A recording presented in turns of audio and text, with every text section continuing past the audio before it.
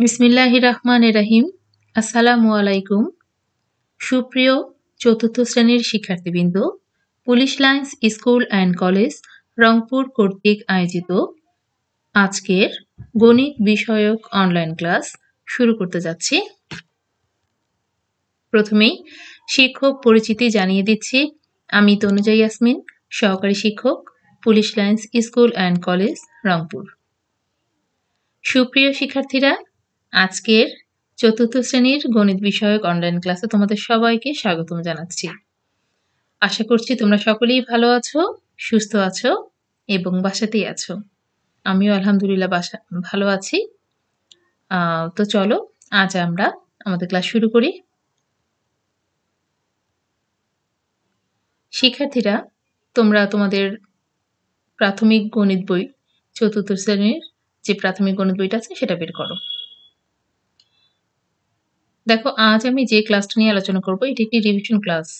এই ক্লাসটি আমি আমার পূর্বের ভিডিওতেও দিয়েছি, এই বিষয়ে আলোচনা করেছি। আর আমাদের সিলেবাস যেহেতু শেষ, সেহেতু এখন যেসব ক্লাস আমি দিব সবই কিন্তু রিভিশন ক্লাস হবে, তাই না? আচ্ছা, দেখো তোমাদের পাঠ্যপুস্তকে এই ধরনের গুণগুলো আছে, উদাহরণে আছে। আর এই গুণগুলো নিয়ে আমি কিন্তু আমার পূর্বের ভিডিওগুলোতেও আলোচনা করেছি। তোমাদের বেশি বেশি অনুশীলন করার জন্য আমি এগুলো পুনরাবৃত্তি করছি। ঠিক আছে? তোমরা খাতা কলম নিয়ে আবারও করো। দেখো, ১ নাম্বার ২৭ গুণন ৩২ সমান ৮৬৪ ব্যবহার করে নিচে হিসাবগুলো করো। এখানে ৩টি সমস্যা দেয়া আছে, ক, খ এবং গ। দেখো, ২৭০ গুণন ৩২০, ২৭০০ গুণন ৩২, ২৭০ গুণন ৩২০০। ঠিক আছে, কিন্তু আমাদের একটা শর্ত দিয়েছে যে ২৭ গুণন ৩২ সমান ৮৬৪। এটা ব্যবহার করে তোমাকে এই সমস্যাগুলো সমাধান করতে হবে। তো চলো আমরা একে একে সমাধানে চলে যাই। সমাধান দেখো, ক ২৭০ গুণন ৩২০। এখন দেখো ২৭০ দেখো ২৭ এর পরে কয়টা শূন্য আছে দেখো তো? একটা, তাই না? এককের ঘরে কয়টা শূন্য আছে? একটা শূন্য আছে। তাই আমরা ২৭ কে কিন্তু ১০ দিয়ে গুণ করব, তাই না? তাহলে কিন্তু মোট কথা ২৭০, এই অঙ্কটাকে আমরা ভাঙবো। তাহলে ২৭ গুণন কি দিয়ে গুণ করলে ২৭০ হবে? একটা শূন্য আছে যেহেতু ডান পাশে আমাদের দেখো এককের ঘরে, সুতরাং আমরা ১০ দিয়ে গুণ করব। ২৭ গুণন ১০, গুণন চিহ্ন বসে যাবে। এখন কি ৩২০। একইভাবে দেখো ৩২০ শূন্যটাকে বাদ দিলে কত থাকতেছে? ৩২। তাহলে আমাদের একটা শূন্য যেহেতু আছে আমরা আবারও ১০ দিয়ে গুণন দিব। তাহলে ৩২ গুণন ১০। তাহলে এখন আমরা এই ১০ গুলো ডান পাশে নিয়ে আসবো। আর ২৭ আর ৩২ দেখো, এগুলো আমরা কি বাম পাশে মানে একদিকে নিয়ে আসবো, তাই না? ২৭ গুণন ৩২ গুণন ১০ গুণন ১০। তাহলে আমাদের শর্ত ছিল যে ৮৬৪ হতে হবে, তাই না? ৮৬৪। তাহলে ২৭ গুণন ৩২। মোট কথা যে তোমরা এমন দুটা সংখ্যা খুঁজবা যেটা গুণ করলে ৮৬৪ হয়। আর এই ১০ থাকুক বা ১০০ থাকুক, এগুলোকে আমরা কিন্তু শূন্য যুক্ত সংখ্যাগুলোকে আমরা একদিকে রাখবো। আর তোমার শূন্য ছাড়া সংখ্যাগুলোকে কিন্তু আমরা বাম দিকে রাখবো।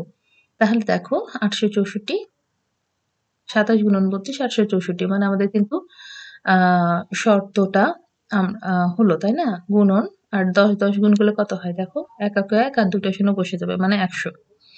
এখন গুণ করে দাও, তাহলে হলো তোমার কত? ৮৬০০,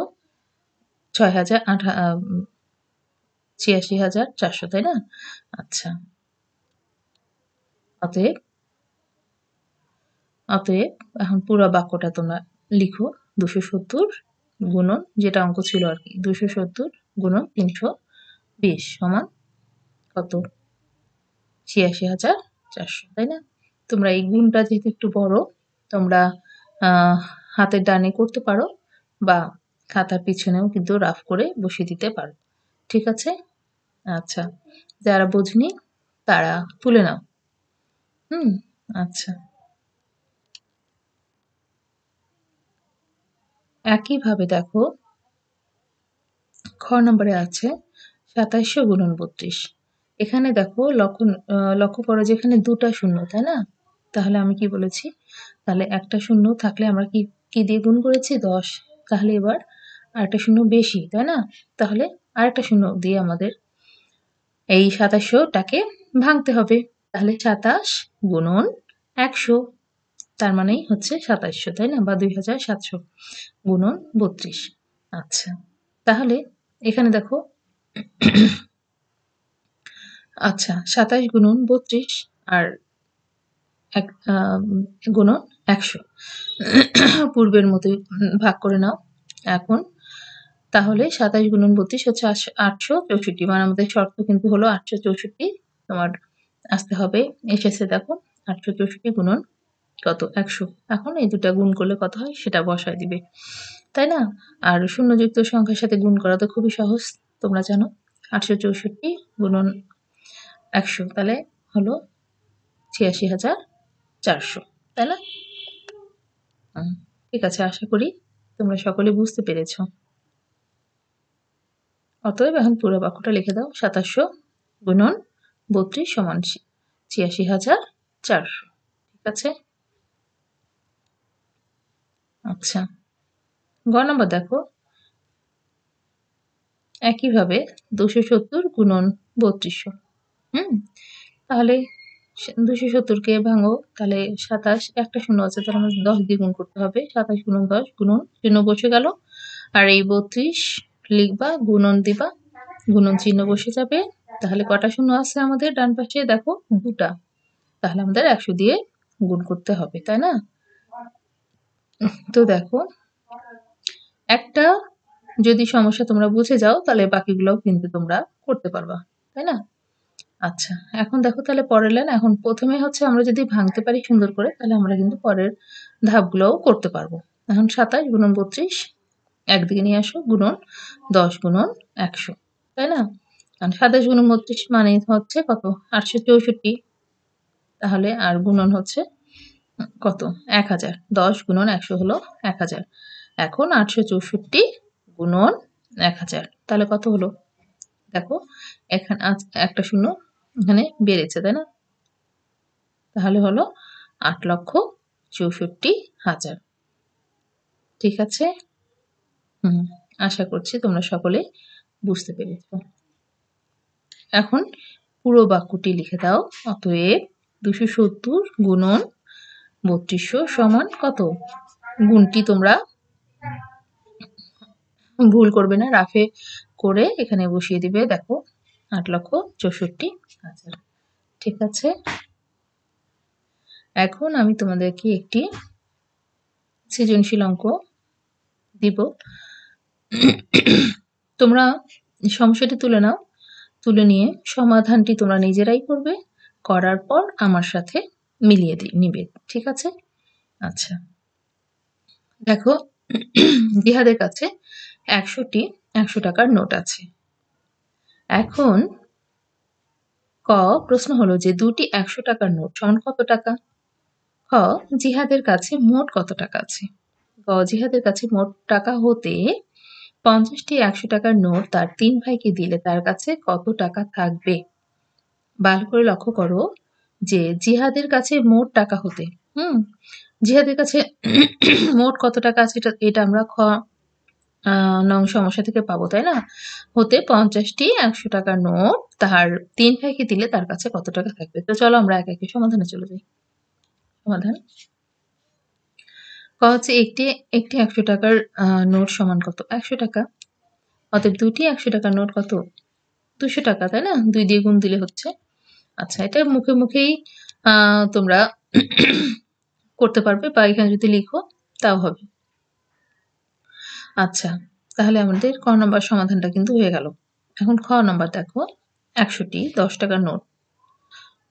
১০০ টি ৳১০ নোট সমান কত সেটা আগে আমরা বের করে নিই। তাহলে কত? ১০০ গুণন ১০০, তাই না? তাহলে কয়টা শূন্য আছে দেখো, এককে ১ আর কয়টা শূন্য বসবে? ৪ টা। হুম? তাহলে ৳১০,০০০।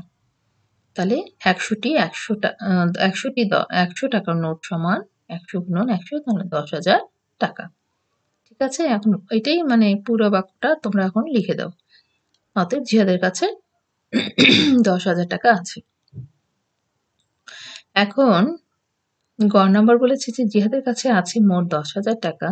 তাহলে জিহাদ ভাইকে দিল বলেছে ৫০ গুণন ১০০ তাহলে হলো কত? ৳৫,০০০, তাই না? তাহলে জিহাদ ভাইকে কত টাকা দিল? যে ৫০ গুণন ১০০ মানে আ প্রশ্নে কি ছিল? যে ৳৫০ র নোট বাক্সটি, তাই না? তাহলে আমরা ওটা আগে বের করে নেই যে কত হয়? কত টাকার পরিমাণটা কত হবে? তাহলে আমরা যদি গুণ করে দেই ৫০ গুণন ১০০ তাহলে হলো ৳৫,০০০। এখন অতএব জিহাদের কাছে কত থাকবে? আমরা খ থেকে বের করেছি যে জিহাদের কাছে আছে ৳১০,০০০ আর এখন আমরা বের করলাম যে জিহাদ ভাইকে দিল কত? ৳৫,০০০। তাহলে তোমরা জানো যে বড় সংখ্যা থেকে ছোট সংখ্যা বিয়োগ হয়। তাহলে অবশ্যই যত ছিল ১০,০০০ ছিল, ১০,০০০ থেকে আমরা ৫,০০০ বিয়োগ করব। তাই না? তাহলে এটা মুখোমুখি করা যায় খুব সহজ, ৳৫,০০০। তো জিহাদের কাছে এখন তাহলে ভাইকে দিল ৳৫,০০০। আচ্ছা। তো ঠিক আছে। আ আশা করছি সমস্যাগুলো তোমরা আ বুঝতে পেরেছ এবং এ ধরনের আরো সমস্যা কিন্তু তোমরা নিজেরাই বের করে বাসাতে অনুশীলন করবে। ঠিক আছে? তো আজকের ক্লাস এই পর্যন্তই। তোমরা সবাই ভালো থাকবে, সুস্থ থাকবে। সবাইকে শুভেচ্ছা জানিয়ে আজকের ক্লাস আমি এখানেই শেষ করছি। আল্লাহ হাফেজ। আসসালামু আলাইকুম।